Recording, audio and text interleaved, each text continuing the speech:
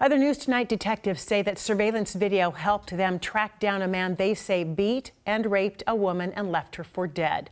Lacey detectives are calling it one of the most violent cases that they have dealt with. Thurston County Bureau Chief Drew Mickelson spoke with the man who may have saved that woman's life, and he joins us live with more on this tonight. Drew. Joyce, this alleged attacker appeared before a Thurston County judge this afternoon. This arrest came as a relief to both police and the people who ended up helping this woman. Before we start this story, though, we want to warn some of our viewers the details in the story may be disturbing.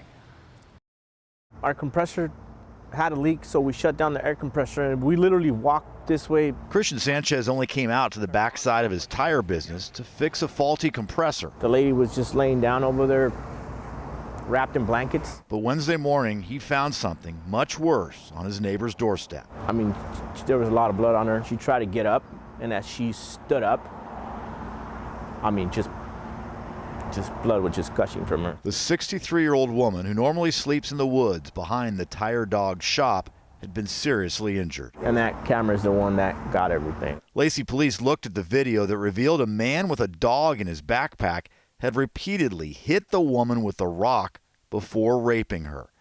Lacey shared the video with neighboring police, and the next morning, about a mile away, Olympia police recognized and arrested the man.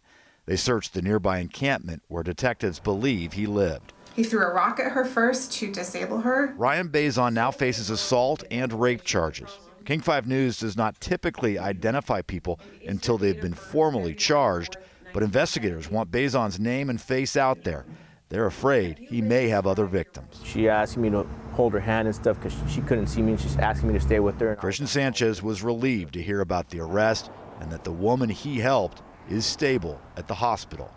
He may have saved her life. I can tell you from all that blood, if my compressor wouldn't have gone down, if I wouldn't have had an air leak, we wouldn't have found her until 6 o'clock, 5:30, 6 o'clock. By then, I think it would have been too late.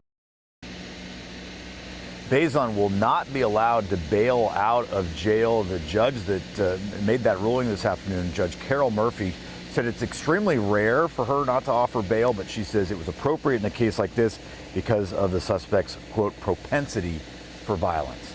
Joyce? You said that this victim, the woman, was in stable condition. What were the extent of her injuries that you can share?